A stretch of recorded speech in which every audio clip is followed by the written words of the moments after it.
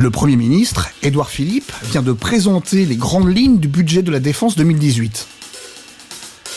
Non mais ça va là en régie, on s'amuse, Édouard Philippe, le Premier ministre, pas Landru. On va encore avoir des problèmes avec le CSA et moi je vous préviens, les ordonnances elles sont passées, leur licenciement recta 1 là, au 1, c'est bon, hein. Voilà, merci, saleté d'employés, passer pour des margoulins, pas possible. Donc revenons à nos moutons. Le Premier ministre, Édouard Philippe, vient de présenter les grandes lignes du budget de la Défense 2018. On nous parle d'une augmentation d'1,6 milliard d'euros, 3 fois celle de 2016-2017, sauf que ce qui avait été promis était une augmentation d'1,8 milliard d'euros. Alors, vous allez nous dire 200 millions de moins, bon, c'est une goutte d'eau, en fait pas vraiment. Parce que la maîtrise des ordres de grandeur démontre le sens qu'on a des proportions. 200 millions d'euros, cela représente la solde de 4000 femmes et hommes pendant un an, soit le nombre de personnels qui ont été déployés lors de l'opération Serval au Mali. 4000 femmes et hommes, cela représente la moitié d'une brigade, soit la plus grande unité constituant l'armée française.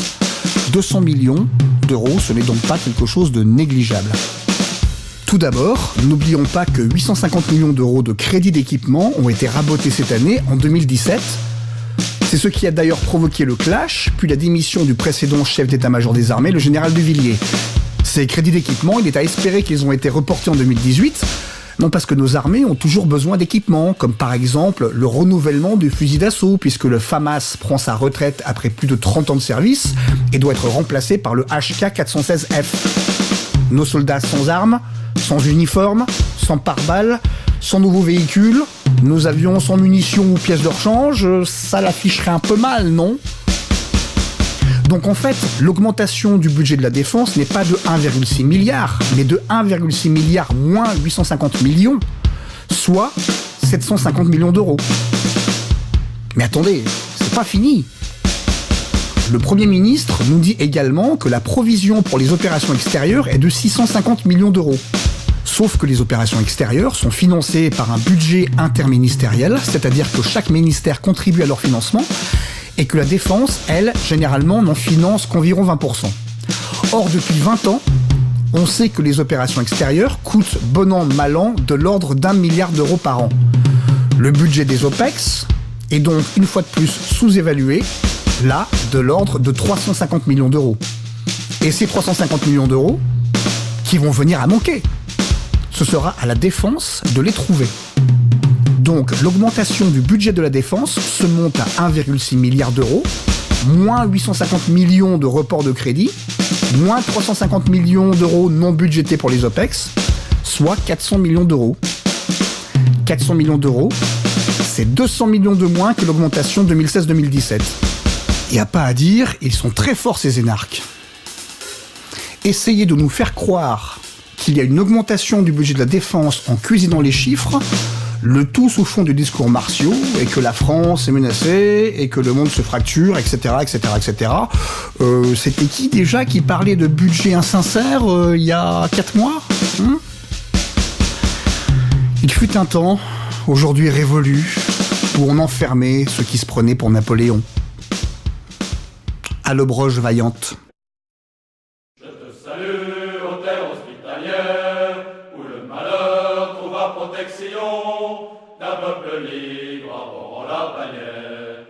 Je viens fêter la Constitution, je t'ai quitté, berceau de mon enfance, pour m'abriter sous un climat plus doux. Mais au foyer, j'ai laissé l'espérance, en attendant, je m'arrête chez vous. À l'ombre, je vaillant, dans vos vertes campagnes, accordez-moi toujours asile et sûreté, car j'aime à respirer l'air pur de vos montagnes. Je suis la liberté, la liberté. Au cri d'appel des peuples en alarme, j'ai répondu par un cri de réveil. Sourd à ma voix, ces esclaves sans armes restèrent tous dans un profond sommeil. Relève-toi, ô ma France héroïque, car pour désolé, je m'avance à grands pas, secours enfin ton sommeil léthargique, et sois-en sûr, tu ne périras pas. À l'ombre, je voyant, dans vos vertes campagnes, accordez-moi toujours asile et sûreté, car j'aime à respirer l'air pur de vos montagnes. Je suis la liberté, la liberté. Un mot d'espoir à la belle Italie, courage à vous, Lombards, je reviendrai, que chaque peuple à mon cri se rallie.